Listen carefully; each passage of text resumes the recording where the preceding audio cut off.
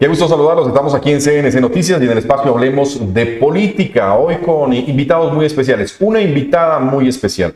Fue funcionaria pública bastante tiempo. Después decidió medirse en las urnas. Ex candidata a la alcaldía de Pasto con un recorrido político bastante interesante y vinculada permanentemente con muchos informes, con la comunidad y sobre todo con los medios de comunicación. Y eso está muy bien, porque eso permite ver qué está haciendo y cómo ve por lo menos el panorama de nuestra ciudad, de nuestro departamento y sobre todo del país. Nilsa Villota Rosero, qué gusto tenerla acá. Gracias, Pablo, por la invitación que me hace. Para mí es súper importante estar siempre en contacto con los medios de comunicación y también con la comunidad.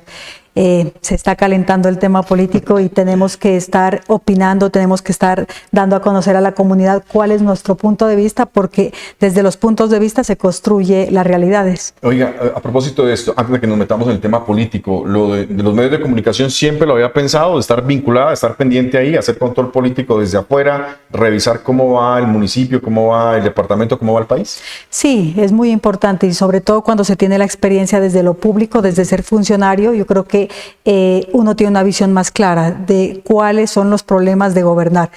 A veces las propuestas son lindas, las propuestas desde el verbo todo se resuelve, pero cuando usted entra a ser parte de una administración pública es donde se empieza a dar cuenta que hay unos marcos jurídicos, unos marcos financieros que ya no le permiten avanzar con la velocidad que usted quisiera, sino que ya empezamos a resolver problemas de contratación, de planificación, temas financieros. Entonces, qué chévere tener el conocimiento, pero también tener la cercanía con los medios, con la comunidad para estar haciendo una lectura de lo que está pasando. Y nunca despegarse de lo que está pasando, ¿no? Estar actuales o vigentes frente a esta situación es importante. Metámonos en materia. ¿Cómo ve el panorama político en Nariño? He sido muy respetuosa del gobernador, muy respetuosa del alcalde, pese a que fuimos contrincantes en las anteriores campañas. Pero respetuosa, ¿por qué? Porque uno sabe que el primer año se va en hacer los ajustes, en revisar, en conseguir el equipo técnico que lo va a estar acompañando. Y definitivamente ahí empiezan a darse los traspiés, de ahí empiezan a cometerse errores. Ya este año, ya pasado el año del alistamiento, pues este año ya se tiene que empezar a ver los resultados. Hay unas cartas que no las digo yo, sino que son las cartas a nivel nacional, procedimentadas técnicamente, que regulan la administración pública y son los planes de desarrollo.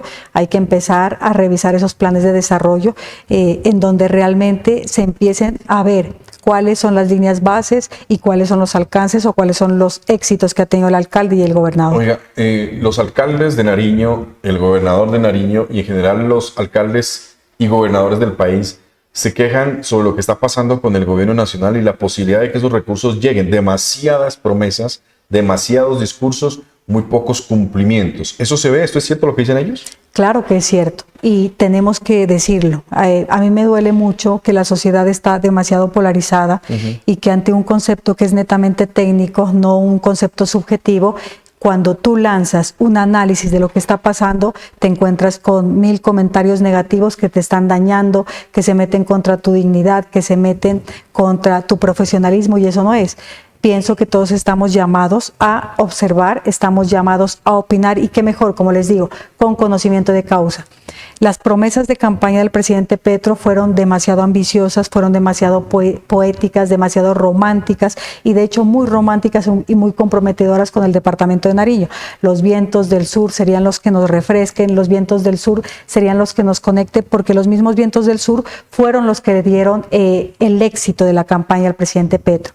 Lastimosamente, miramos que ya han pasado más de 2 años y seguimos con las propuestas, seguimos con las esperanzas, pero realmente no hay puentes de acción entre lo que él propuso con lo que la sociedad realmente espera. Son muchas las propuestas, sobre todo las necesidades que tiene esta región del país. La vimos hace un pocos 15 días, 3 semanas, en una foto que resulta ser importante en medio de la coyuntura política. ¿Se une usted a esa campaña de Sergio Fajardo? Sí, claro que sí. Lo hago por Colombia. Ya. Soy una mujer política, una mujer técnica, pero una mujer de una construcción política muy grande. Me encantan los debates, las tertulias que tenemos contigo, que tenemos con otros periodistas, con actores políticos. Y cuando me tomé la foto con Sergio Fajardo, llegué a Nariño y varias personas me contactaron y me dijeron, es un error lo que usted está haciendo, porque usted se apresuró, porque usted le dijo sí a Sergio Fajardo cuando todavía no se han calentado los motores.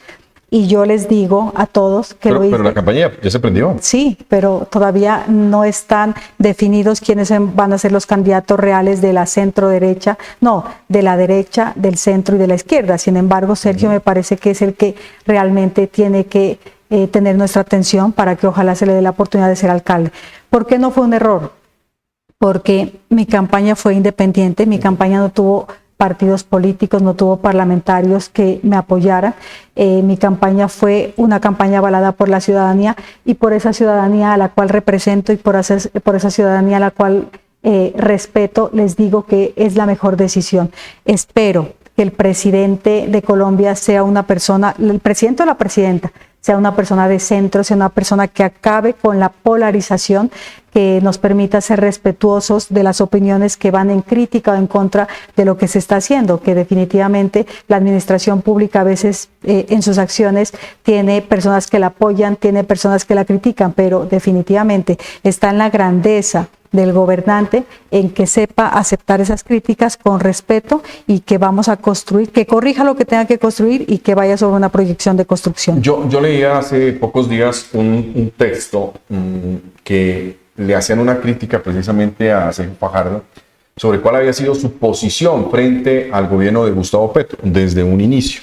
Resulta que en esa supuesta crítica empiezan a hacer una serie de afirmaciones sobre lo que él había mencionado en su discurso y hoy, pasados un poco más de 2 años y medio del gobierno del presidente de la República, van casi muy cercanas, digamos, sus proyecciones en lo que está pasando hoy en el país. ¿Tenía más claro el panorama, en este caso Sergio Fajardo, que Gustavo Petro de lo que pasaba en Colombia? Es muy importante decirles a ustedes que puede haber una coincidencia de propuestas y de hecho lo he estudiado mucho a Sergio, lo he estudiado mucho a Petro en sus propuestas. El problema no es en lo que se propone, el problema es cómo se ejecuta, el problema son los logros que se alcanzan. ¿Cómo se cumple? Claro que sí, y hay una discrepancia garrafal entre lo que propuso el presidente Petro y lo que realmente está ejecutando en este momento. La sociedad puede sentir como la presidencia del cambio porque tiene un discurso que realmente toca fibras, porque tiene un discurso social, pero realmente si nosotros queremos tener un país más equitativo, tener un país con menos brechas, lo que tenemos que hacer es apalancar la inversión social. Tenemos que adelantar las políticas públicas que permitan que se gesten más oportunidades para los jóvenes, que se geste más trabajo, pero si realmente empezamos a lanzar ideas, empezamos a lanzar reformas que solamente tienen la visión de un país sin tener la visión de los empresarios, de los comerciantes, que es lo que realmente mueve la economía de Colombia, pues vamos definitivamente hacia el fracaso. ¿Usted cree que ese ha sido el gran error de Petro? Tratar de sentar toda su política y todas sus propuestas sobre un determinado sector político de Colombia, que en este caso es la izquierda, y todo enfocado a lo social sin, digamos en este caso, tener en cuenta el otro sector de Colombia, ese centro y esa derecha. Sí, más que todo el centro, ¿no es cierto? La derecha también es muy criticada en Colombia. De hecho, es muy importante que haya ganado la izquierda, porque nos permite tener un contraste real de cómo gobierna la derecha y cómo ha gobernado la izquierda. Me parece que eso tenía que darse. Sin embargo, lo que le critico al presidente es que no permite una crítica constructiva. Siempre se sienta en la verdad, él cree tener la razón y a veces hay que ser más responsable con lo que se adelanta. El tema de la reforma laboral.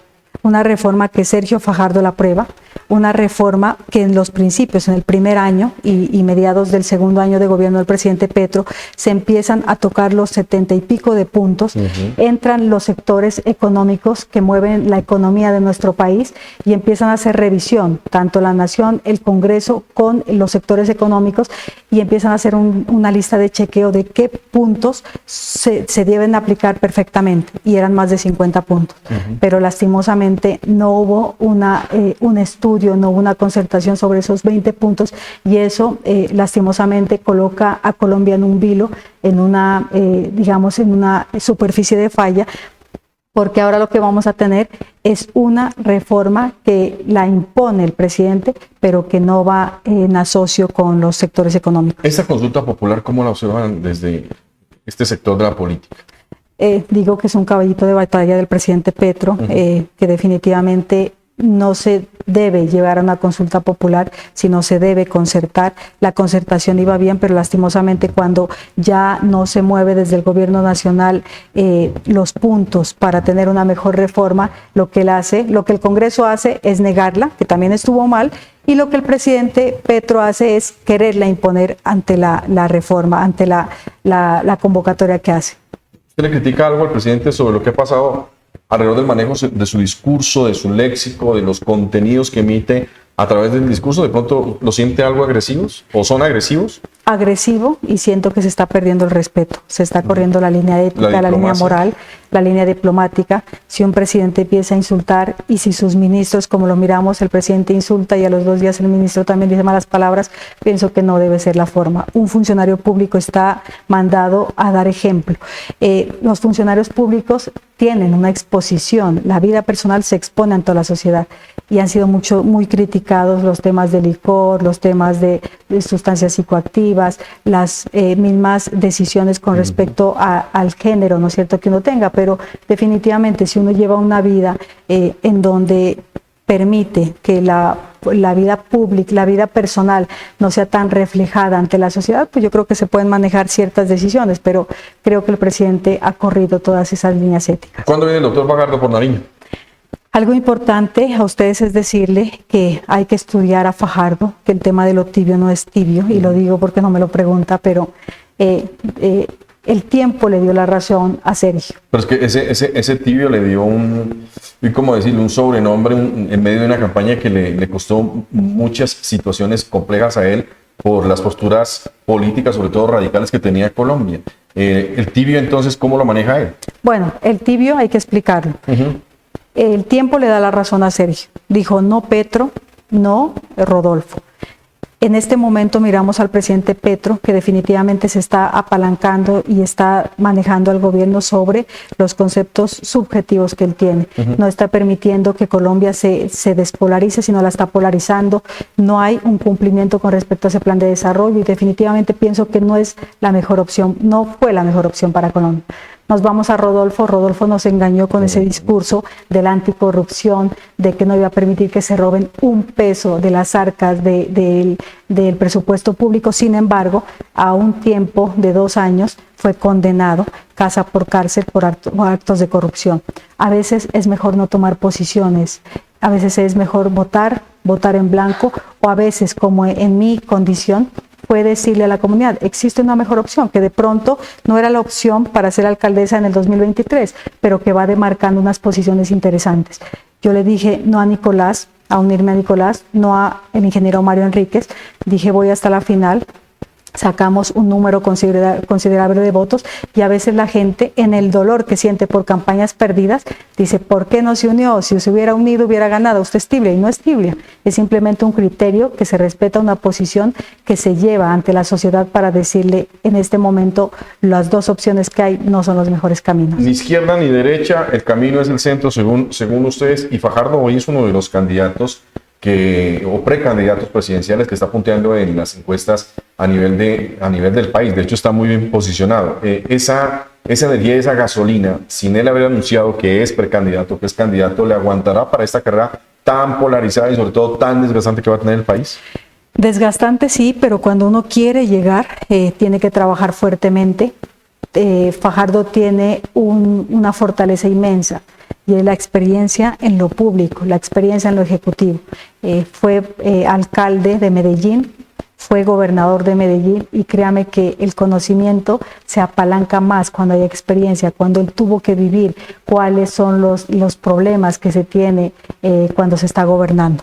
Entonces, una de las fortalezas grandes, pienso que hay que estudiarlo, que hay que seguirle ayudando. Ojalá la presidencia sea de centro, porque definitivamente la polarización nos divide y la polarización afecta más lo que está pasando en Colombia. Oiga, ingeniera Nilsa, no se nos pierda tanto del radar acá en CNC Noticias, porque seguramente la vamos a estar consultando, vamos a estar hablando de política y seguramente también vamos a hacer un análisis de lo que está pasando con los mandatarios tanto de Nariño como de la capital y los diferentes municipios de esta región del país. Qué gusto tenerla acá. Muchas gracias, Pablo, y un saludo para todas las personas que nos escuchan.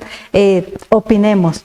Leamos lo que está pasando en Colombia. Definitivamente hoy Colombia nos necesita y por eso tenemos que convocarnos a votar, convocarnos a opinar y convocarnos a que realmente lleguen políticos buenos a gobernarnos.